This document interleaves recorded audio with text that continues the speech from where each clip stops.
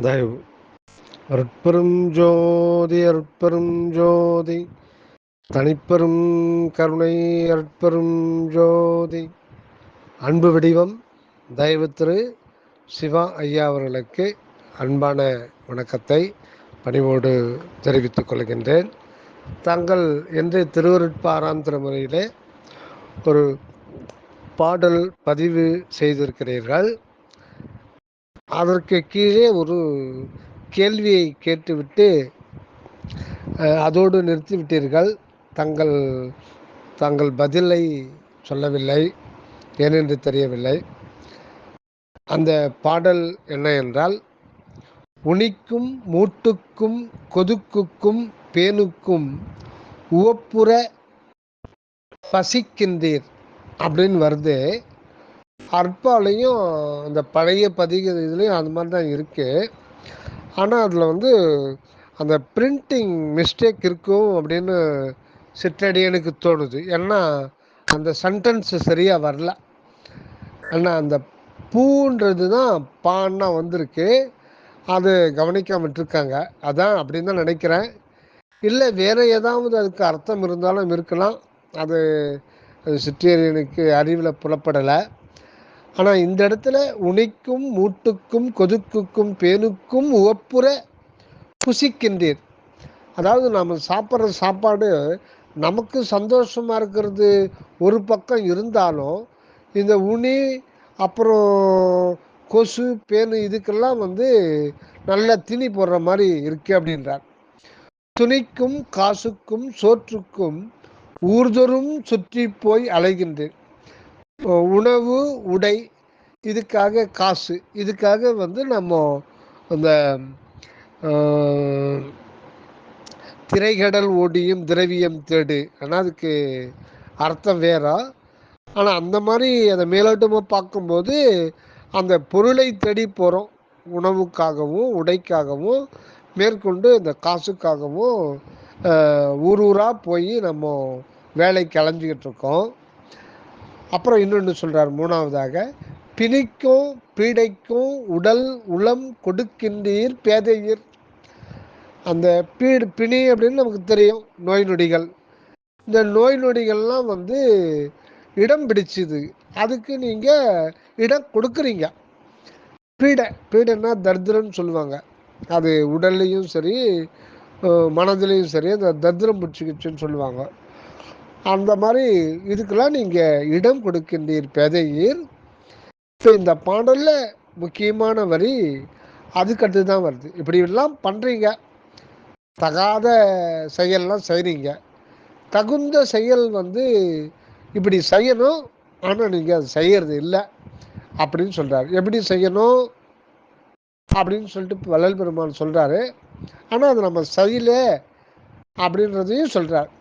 நல்லோர்கள் பணிக்கும் வேலை செய்து உண்டுடுத்து அம்பலம் பரவுதற்கு இசையீரே. இதில் என்ன முடிக்கிறாருன்னா, அம்பலம் பரவுதற்கு இசையீரே.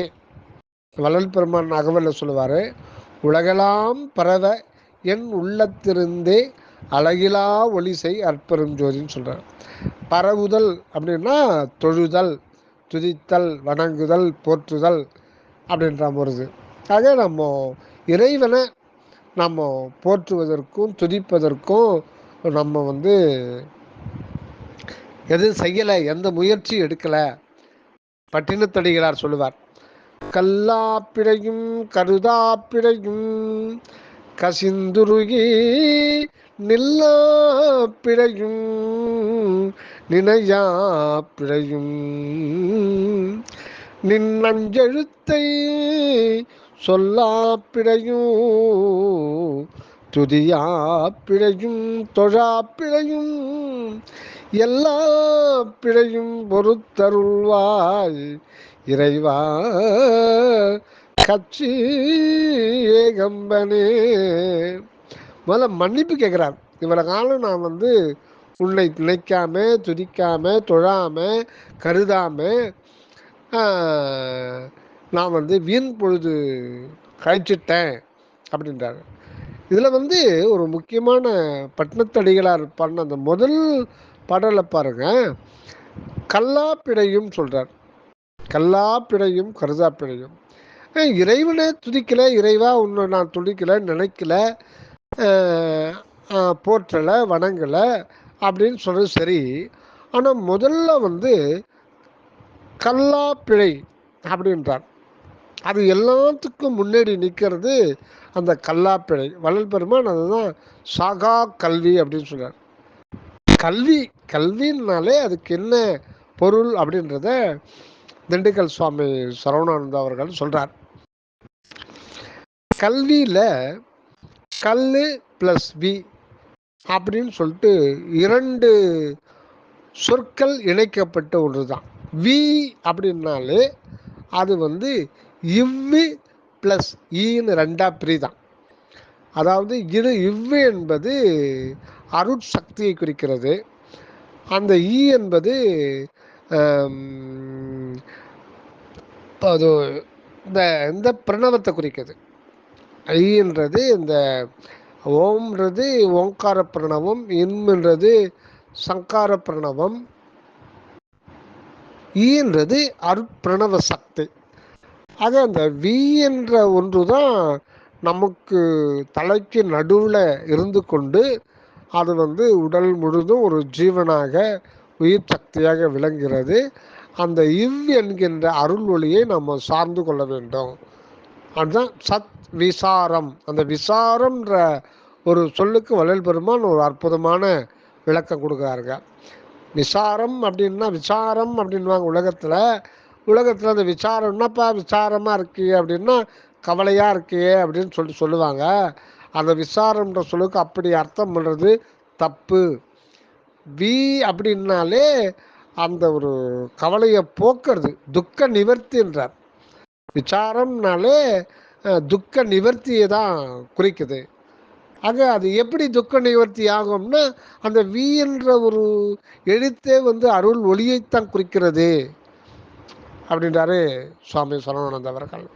ஆக விசாரம்ன்றது வி என்கின்ற அருள் ஒளியை சார்ந்து கொள்வது தான்.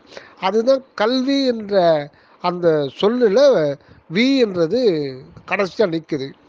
கல்லுன்ற ஒரு எழுத்தே இந்த கடவுளை தான் குறிக்குது. இப்போ நம்ம இந்தியாவில் இருக்கிற கோடிக்கணக்கான ஆலயங்களில் கருவறையில் செய்யப்பட்ட மூலவர் வந்து கல்லில் தான் இருக்கு அப்படின்றார். இதுக்கு சரவணானந்த சாமி கல்லுன்ற இதுக்கு வந்து ரொம்ப அற்புதமான விளக்கம் கொடுக்குறார். என்னன்னா, கல்லை கண்டால் நாயை காணும், நாயை கண்டால் கல்லை காணும். இதுக்கு என்ன பொருள்னா, கல்லுன்றது கடவுளையும் நாய் அப்படின்றது இந்த உடலையும் குறிக்குது.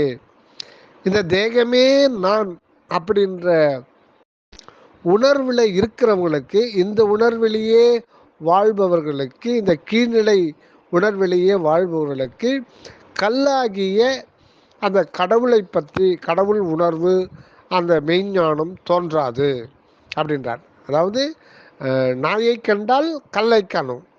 இந்த நாயாகிய இந்த தேக நிலையில் இறங்கி நம்ம தங்கி வாழ்ந்துகின்ற பொழுது அது வாழ்வு ஆகாது, அது பிழைப்பு. இந்த மாதிரி பிழைத்து கொண்டிருப்பவர்கள் பிழைத்தல்னாலே பிழை அப்படின்ற சொல் அதில் இருக்குது. தவறாக செல்லுதல், தவறு செய்தல், குற்றம் புரிதல், அதுதான் பிழைத்தல். ஏன் அதை பிழைத்தல்னா இந்த உடலே நான் அப்படின்னு சொல்லிட்டு அந்த நிலையில் இருந்துட்டு நம்ம வாழ்ந்து கொண்டிருக்கும் போது அது பிழையாகும். ஆக இது நாய் படைப்பு. இப்போ நாம் படைக்கிறது நாய் படைப்புன்னு சொல்கிறது. அப்போ தேகமே நான் என்ற உணர்வை வாழ்ந்துக்கிட்ட நமக்கெல்லாம் நாய் படைப்பு. இந்த நாய் படைப்பில் இருக்கிற நமக்கு வந்து உள்ளே இருக்கிற கல்லாகிய கடவுள் ஆடலை பற்றி அவருடைய இயலையும் செயலையும் பற்றி அறிய முடியாமல் அந்த மெய்ஞானம் இல்லாமல் இருக்கும். அப்படி அது ஏற்படாது, அந்த மெய்யுணர்வு ஏற்படாது, மெய்யுணர்ச்சி ஏற்படாது. அதுதான் வள்ளல் பெருமான் உடம்பு உயிரோடு உளமும் ஒளிமயமே ஆக்குற மெய்யுணர்ச்சி அருளாயோ அப்படின்றார். ஆக அந்த மெய்யுணர்ச்சி அப்படின்றது அந்த கல்.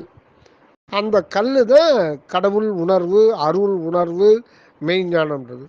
அந்த இங்கிருந்து விடுபட்டு இந்த உடல் நானல்லன்ற ஒரு ஞானம் ஏற்பட்டு அந்த கடவுளை வி என்கின்ற கல்லாகிய கடவுளை பற்றி கொண்டவர்களுக்கு நாய் ஆகிய தேக உணர்வு தோன்றாது. நாயாகிய தேக உணர்வு தோன்றாது. ஆக அந்த உள்ள கடவுள் கடவுள் நிலையில நின்று நிலைத்து விட்டவர்கள் இந்த கீழான தேக நிலைக்கு இறங்கி வரமாட்டார்கள்.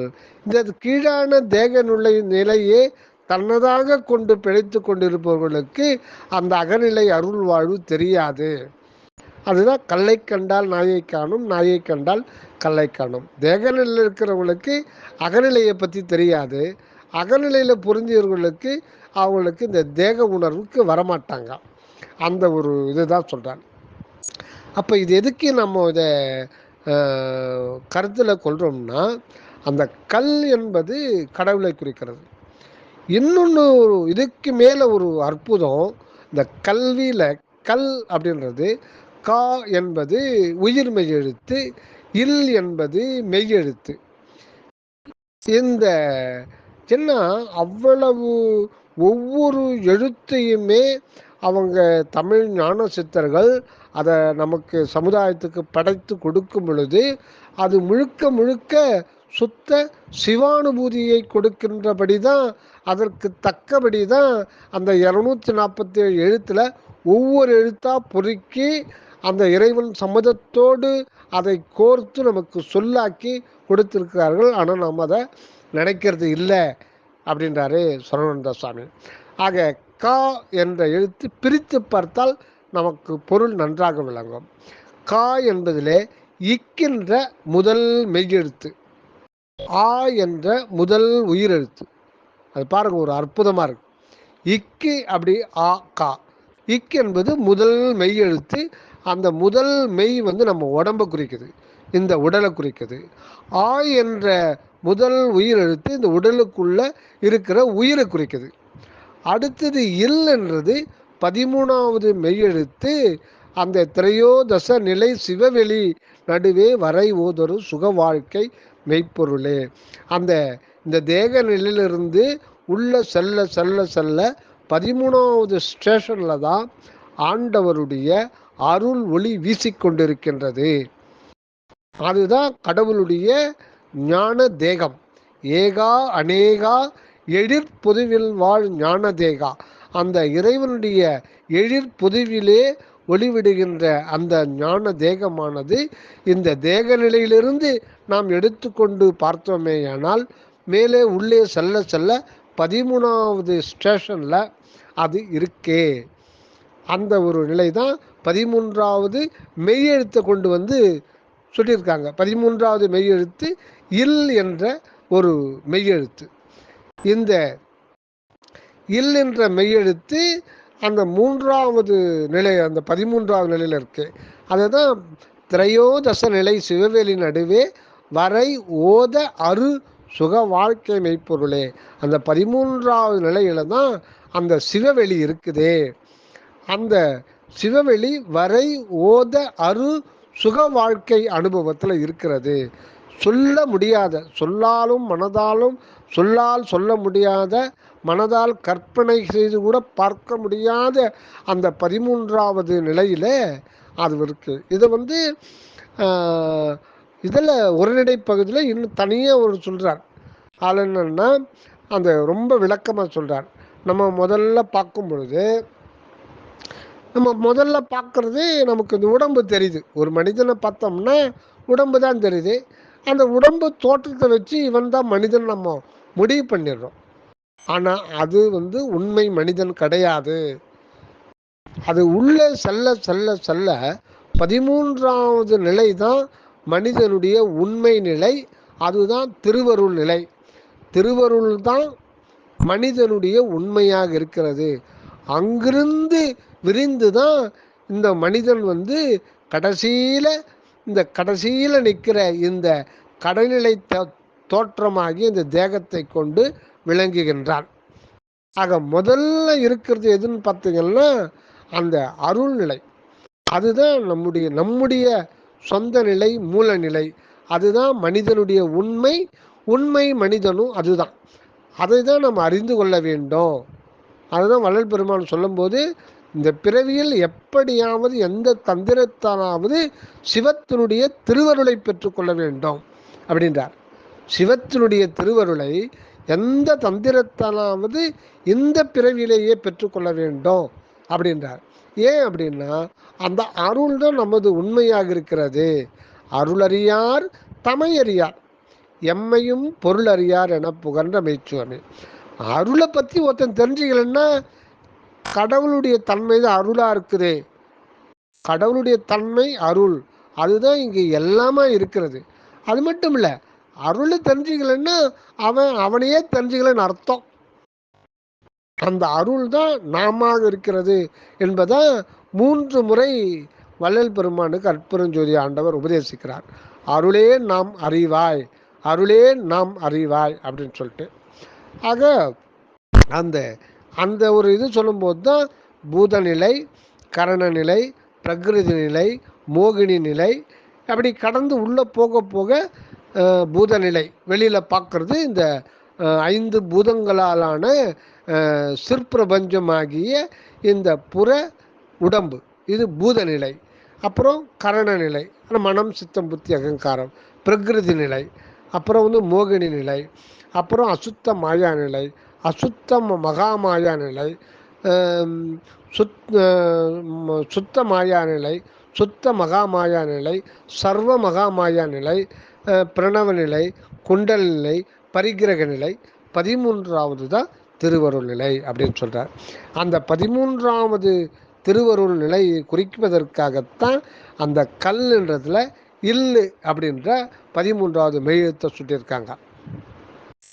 ஆக இந்த கல் என்றதுல இக்கு என்பது இந்த உடலையும், இக்கென்ற மெய்யெழுத்து இந்த மெய்யாகிய உடலையும், ஆ என்ற உயிரெழுத்து இதுக்குள்ள இருக்கிற உயிரையும், இல் என்றது இது ரெண்டுத்துக்கும் மூல காரணமாக இருக்கிற அந்த காரண நிலையத்தை குறிக்கிறது. இப்போ நமக்கு அது எப்படி இருக்குன்னா, தூல சரீரம், சூக்கும சரீரம், காரண சரீரம். அதுதான் வள்ளல் பெருமானுக்கு சுத்த தேகம், பிரணவ தேகம், ஞான தேகமாக மாறுது. அது இந்த கல் அப்படின்ற இதில் இவ்வளவும் இருக்கு. கல்லுன்றதுலேயே நம்முடைய திரிதேக சித்தி உண்மை அதில் அடங்கிடுது. அந்த அந்த கல்வி அப்படி தன்னுடைய உண்மையை கற்றுக்கொள்வது தான் கல்வி. ஆக இறைவனுடைய உண்மை இப்படித்தான் மனிதனிலே திரிதேக உண்மையோடு வெளிப்படுகிறது என்பதை நாம் கல்லி வெளிக்கொணர வேண்டும். அந்த உண்மையை உட்சென்று ஓர்மையோடு உள்ளிருந்து அந்த உண்மையை கல்லி, இறை உண்மையை கல்லி வெளிக்கொணர வேண்டும். ஆக இந்த உடம்பு தான் நான் தான் இந்த உடம்புன்னு சொல்கிறோம், அதெல்லாம் உண்மை இல்லை. இறை உண்மை தான் நமக்கு உடம்பாக இருக்கிறது, உயிராக இருக்கிறது, அதுக்கு மேலே ஆன்மாவும் இருக்கிறது. நான் என்று சொல்வதற்கு இங்கே ஒன்றுமே இல்லை. ஆக இறை உண்மையே அனுபவ ரீதியாக நாம் அதுவே எல்லாமா இருக்கிறது என்ற உண்மையை உட்சென்று ஓர்ந்து அதை வெளிக்கொணர வேண்டும். ஆக கடவுள் உண்மையையே நாம் உள்ளிருந்து வெளிப்படுத்தி கொண்டு அதுதான் நமக்கு இந்த தேகமாகவும் உயிராகவும் மனமாகவும் உலக வாழ்க்கையாகவும் அனுபவமாகவும் யாவும் அதுவே யாவுமா இருக்கிறது என்ற உண்மையை அனுபவபூர்வமாக உணர்ந்து கொள்வதற்கு நாம் முயற்சி செய்ய வேண்டும். அது ஒருமையோடு இருந்து பண்ணோம். ஆனால்தான் கல்லாப்பிழை அப்படின்றார். அந்த இதுதான் ரொம்ப முக்கியமானது. ஆக கல்வி என்பது அந்த தெய்வீக உண்மையை நாம் அனுபவ ரீதியாக புரிந்து கொண்டு அதுக்கு ஒத்து நாம் வாழ வேண்டும். அப்போதான் நம்ம உயிர் வாழறன்னு அர்த்தம். இல்லைன்னா நம்ம செத்த பிணம் தான் அப்படின்றது தான் வள்ளுவர் சொல்கிறார். ஒத்து அது அறிவான் உயிர் வாழ்வான் மற்ற யார் செத்தாருள் வைக்கப்படும். ஒத்ததுன்னா ஒத்து, அதுக்கு நம்ம ஒத்துப்போனோம். இறைவனுடைய நிலை தான் கடவுள் நிலை அறிந்து அம்மையமாதல். இந்த உடலும் சரி, உயிரும் சரி, மனமும் சரி, எல்லாமே கடவுள் மயமாக இருக்கிறது. அந்த கடவுள் விளக்க, இயற்கை விளக்கமாகத்தான் நம்ம வாழ்க்கையே இருக்கிறது என்பதை உணர்ந்து கொள்வது, கடவுள் நிலையறிந்து அம்மயமாகி விடுவது. ஆக இதுதான் உண்மையான ஒரு கல்வியாக இருக்கிறது. இதை மன ஒருமையோடு சதா விசார வசத்தரோடு இருந்தால் தான் இந்த உண்மை வெளிப்படும். அதுதான் கல்வி வெளிக்கொணர்ந்து, அதுதான் கல்லா பிழைன்றார். அந்த ஒரு நிலையை சொல்கிறார். எதுக்கு இதை நம்ம இது பண்ணுறோம்னா, அந்த அம்பலம் பரவுதற்கு இசையீரே அப்படின்றார். அந்த அம்பலத்தில் தான் நம்ம கல்வி கற்கணும். அங்கே தான் தொழுகை செய்யணும், துதிக்கணும், இறைவனை வாழ்த்தணும், பணியணும், நம்முடைய உடல் பொருள் ஆவியை ஆண்டவர்கிட்ட சமர்ப்பிக்கணும் அப்படின்றார். ஆக இந்த பாடலில் வர்றது அம்பலம் பரவுதல். நம்ம கோயிலுக்கு போய் வழிபடுறதில்லை. நம்ம உண்மையான கோயில் நமக்குள்ளே தான் இருக்குது. அங்கிருந்து அக உண்மையை வெளிப்படுத்தி கொள்ள வேண்டும். அப்படி வெளிப்படுத்தி கொள்வதற்கு ஆண்டவருடைய துணையே நாம் வேண்டி வேண்டி துதித்து அந்த உண்மையை வெளிப்படுத்தி கொண்டு வாழ்வது தான் நமக்கு இந்த உலகத்தில், இந்த பிறவியில் நமக்கு ஆண்டவர் ஆணை செய்யப்பட்ட முக்கியமான ஒரு தலையாய கடமையாக நமக்கு இருக்கிறது என்பதுதான். அம்பலம் பரவுதல் தான் நம்முடைய இது. ஆக அம்பலத்தில் இருந்து கொண்டு தான் தொண்டும் தொழுகையும் செய்ய வேண்டும். அந்த அம்பலம் பரவுதல் என்றாலே தியானம் தியாகம் இரண்டும் சேர்ந்து தான் பரவுதல். தொண்டு தொழுகை, அது தியானமும் தியாகம்னு ஒரு புத்தகமே சுவாமி சரவணானந்த அவர்கள் எழுதியிருக்கிறார். இதுதான் வள்ளல் பெருமான் அம்பலம் பரவுதல்னா வெறுமனே தியானம் ஜபம் அப்படி பண்ணி அப்படியே இருக்கிறது இல்லை. சத்விசாரம் ப்ளஸ் பரோபகாரம். பரோபகாரம் இல்லாத சத்விசாரமும் சத்விசாரம் இல்லாத பரோபகாரமும் முழு பயன் தராது அப்படின்றார். ஆக தொழுகை, அகத்திலே தொழுகை நடத்தப்பட வேண்டும், புறத்திலே உயிர்களுக்கு தொண்டு செய்ய வேண்டும். இரண்டும் ஒன்றா சேரணும். ஆக இது ரெண்டுமே எங்கிருந்து செய்யப்பட வேண்டும்னா அம்பல நிலையிலிருந்து செய்ய வேண்டும். தேக நிலையிலிருந்து செய்வது அது சரியாகாது. அப்படி செய்தால் அது நல்வினை தீவினையில் அது அந்த இதில் போயிடும். ஆக அம்பலத்தில் பொருந்து இருந்து கொண்டு தான் அந்த தொழுகையும் தொண்டும் நாம் செய்ய வேண்டும். இதுதான் அம்பலம் பரவுதல். இந்த அம்பலம் பரவுதலில் ஒரு பகுதியைத்தான் வள்ளல் பெருமான் சொல்கிறார். நல்லோர்கள் பணிக்கும் வேலை செய்து உண்டு உடுத்து அம்பலம் பரவுதற்கு இசையீரே. ஆக நல்லோர்கள் பணிக்கும் வேலை அப்படின்னா, நல்லவர்கள் நமக்கு ஏற்கனவே வாழையடி வாழையென என்ன மனிதர்கள் இந்த உலகத்தில் என்ன செய்யணும்னா தொண்டு செய்யணும். அதற்காக பணம் சம்பாதிக்கணும். உலக உயிர்களுக்கு தொண்டு செய்யணும், அறம் செய்ய விரும்பு. ஔவையார் சொல்லியிருக்காங்க. எல்லாம் நிறைய பேர் என்ன பணி செய்யணும் அப்படின்னு தான் சொல்லியிருக்காங்க. நமக்காகவே பணம் சேர்த்துக்கிறதுக்கு அல்ல, நமக்காக, நம்ம குடும்பத்துக்காக, நம்முடைய உணவுக்காக, உடைக்காகவும், காரு பங்களா இதுக்காகவும், நம்முடைய தேகபோக சுக வாழ்க்கைக்காக மட்டும் பொருள் சேர்ப்பதில்ல. பிற உயிர்களின் துன்பத்திற்காகவும் பிற உயிர்களின் இதுக்கு அறியாமையும் நீக்கும் பொருட்டு தான் நம்ம இந்த உலகத்தில் பணி செய்யணும். அதுதான் சிறந்த பணியாகும். ஆகிய அதுக்கு பொருளாதாரம் தேவைப்படுது. பொருளாதாரம் இல்லாமல் நம்ம எதையும் செய்ய முடியாது. அதனால் ஒரு வியாபாரமும் உத்தியோகமும் நேர்மையான வழியில் பொருள் ஈட்டி அந்த பொருளை ஷேர் பண்ணிக்கணும், எல்லாருக்கும் பகிர்ந்து கொள்ளணும். இதுதான் உலக வாழ்க்கையில் ஒரு சமுசாரி செய்ய வேண்டிய தொண்டு. அறம் செய்ய விரும்பு. அருணகிரிநாதர் பெருமான் சொல்கிறார். எல்லாருக்கும், சமுதாயத்தில் இருக்கிற அனைத்து தரப்பு மக்களுக்கும் சொல்கிறாரு. என்ன சொல்கிறாரு? கெடுவாய் மனநே கதி கேள். மனிதர்களே, அவர் தன்னுடைய மனதுக்கே சொல்கிறார், நீ கெட்டு போகாத, அழிஞ்சு போகாத, கேடுறாத, உனக்கு ஒரு நல்ல கதி ஒன்று சொல்கிறேன். நீ என்ன கதி ஒன்று உனக்கு சொல்கிறேன், நல் வாழ்வுக்கான ஒரு என்ன, கெடுவாய் மனனே கதி கேள். அப்புறம் சொல்கிறார், அந்த கதி 2 கூறாக பிரிக்கிறார். அதே தான் வள்ளல் பெருமான் சொல்கிறது. அப்போ அவங்க இந்த மாதிரி சொல்லியிருக்காங்க. ஒன்று சத்விசாரம், இன்னொன்று பரோபகாரம். ஆனால் இதில் பரோபகாரத்தை முன்ன வைக்கிறார். என்ன சொல்கிறாரு? ஒன்று, கரவாதிடுவாய் வடிவேல் இறைதால் நினைவாய். கரவாதிடுவாய், ஒழிக்காது, மறைக்காது, வஞ்சனை இல்லாது எல்லோருக்கும் பகிர்ந்து அளிப்பாய். நீ சம்பாதிச்ச பணத்தை உனக்கே அல்ல, உனக்காகவே அது வழங்கப்படவில்லை, எல்லோருக்கும் அதை தொண்டு செய்வதன் மூலம்தான் நம்ம ஆண்டவருடைய அருளை சம்பாதித்து கொள்ள முடியும். உயிர்ப்பணி செய்கின்ற பொழுதுதான் ஆண்டவருடைய அருள் நமக்கு கிடைக்குமே ஒழிய வெறும் தியானமோ ஜபமோ தவமோ பண்ணுறதுனால கிடைக்காது. அன்பர் பணி செய்ய என்னை ஆளாக்கி விட்டு விட்டால் இன்பம் தானே வந்தெய்தும் பராபரமே. அன்பர் பணி செய்ய என்னை ஆளாக்கி விட்டு விட்டால் இன்பம் தானே வந்து எய்தும் பராபரமே. அன்பர் பணின்றது அடியார்களுக்கு தொண்டு செய்யறதுல ஒரு அர்த்தம் கிடையாது. அன்பர்கள் இங்கே தான் அதே தான்.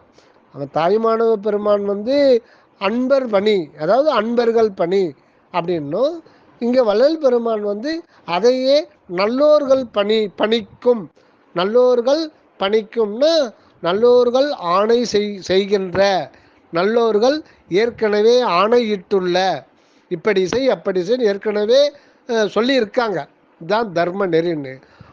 அதான் நல்லோர்கள் பணிக்கும், அவர்கள் ஆணை செய்துள்ள பணி என்பது உயிர் தொண்டு, அன்பு தொண்டு. இந்த அன்பு தொண்டு தான் அன்பர் பணி.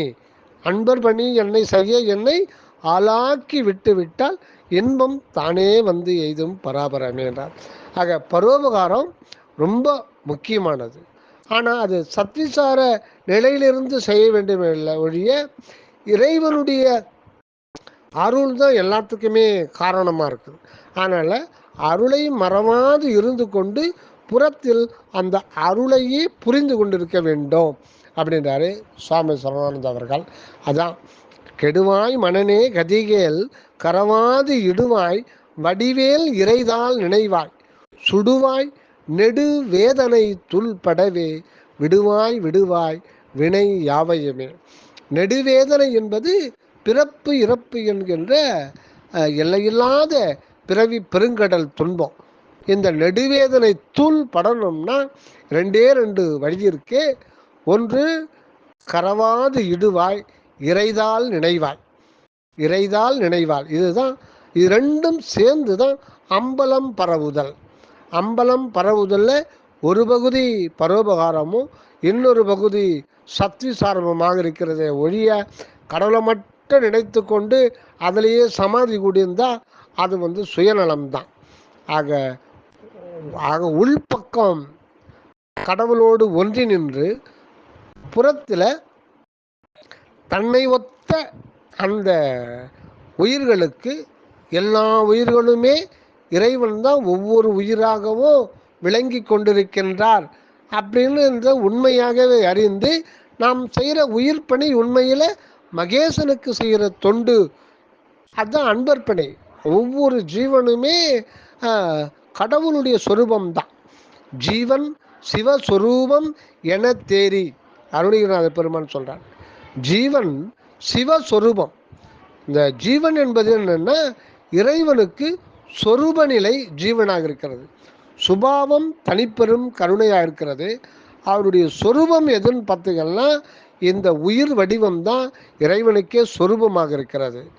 ஆக எந்த ஒரு நிலையில் ஜீவன் தான், ஜீவன் என்பது என்னென்றா அந்த சிவத்தினுடைய சொரூப நிலைக்கு அவர் வர்றார். ஆக ஜீவன் என்பது இறைவனே தான் இங்கே ஒவ்வொரு ஜீவனமாக இருக்கிறாரு. அதனால் அவர் பக்குவமடைகிற வரையில் இந்த உலகத்தில் இன்பத் துன்பத்தை நுகர்ந்து கொண்டிருக்கிறார். அப்படி இருக்கிற வேளையிலே நமக்கு சூழ்ந்திருக்கிற அவர்கள் ஜீவர்கள் பசியினாலோ தாகத்தினாலோ வறுமையினாலோ வியாதியினாலேயோ அறியாமையினாலேயோ இது துன்பப்படுகின்ற பொழுது நம் சுதந்திரத்தை கொண்டு அந்த துன்பத்தை நிவர்த்தி செய்விப்பது தான் அம்பலம் பரவுதல். இந்த தொண்டு சத்விசார நிலையிலிருந்து செய்ய வேண்டும் அப்படின்றார். ஆக இப்படி இருந்து கொண்டுதான் நாம் உண்டுடுத்து இருக்கலாம். அப்போ ஒன்றும் தப்பில்லை. ஏன்னா நம்ம முக்தி அடைகிற வரையில் இந்த தேகம் அவசியம். இந்த தேகம் இருக்கணும்னா உணவு அளவான சத்தான உணவு அளவாக உண்டு உடுத்து இந்த உலகத்தில் வாழ்ந்திருக்கலாம். இதுதான் முறை. முதல்ல உண்டுடுத்தலை பற்றி சொல்லிட்டு இந்த இடத்துல இப்படி உண்டுடுத்திருக்கலாம். ஆண்டவருடைய சத்விசாரம் பரோபகாரம் செய்து கொண்டு நீங்கள் உண்டுடுத்திருங்கள் அப்படின்ற ஒரு நிலையில் தான் இந்த பாடல் அமைந்திருக்கு. இது தனி திரு அலங்கல் பாடலில் நிறைய பாடல் ஒரு 10 பாடல் வரும்னு நினைக்கிறேன். அந்த பாடலில் சுவாமிகள் சொல்லியிருக்காரு. இந்த பாடலை பதிவிட்ட முக்கியமான பாடலை பதிவிட்ட தயவு திரு சிவா ஐயா அவர்களுக்கு மிக்க நன்றியை தெரிவித்துக் கொள்கிறேன். சிவா ஐயா அவர்கள் நமது குழுவில் 2 வருடங்களுக்கு மேலாக திருவருட்பா பாடல்களை பதிவு செய்து வருகிறார். அவர் நமது குழுவில் மட்டுமல்ல பல குழுக்களிலும் இதே பாடல்களை அந்த ஐயா அவர்கள் பதிவு செய்து வருகிறார்கள். அவருடைய பணி மேன்மேலும் சிறக்க வேண்டும் என்று ஆண்டவரிடம் விண்ணப்பித்து கொண்டு இந்த சத்விசார நிகழ்ச்சியை நிறைவு செய்வோம். இந்த பாடலில் நாம் தெரிந்து கொள்ள வேண்டியது, நல்லோர்கள் பணிக்கும் வேலை செய்து, அது நல்லவர்கள் மெய்ஞானிகள் ஆணையிட்டுள்ள வேலை என்ன, அதுனா அந்த தொண்டு உயிர் பணி செய்தல். அதுதான் அந்த பண்டிகை தான் சரவண சுவாமிகள் அறிவு விளக்கப்பணி உயிர் விளக்கப்பணின்றார். உயிர் விளக்கப்பணின்றது பசித்தவர்களுக்கு பசியாற்றுவித்தல்.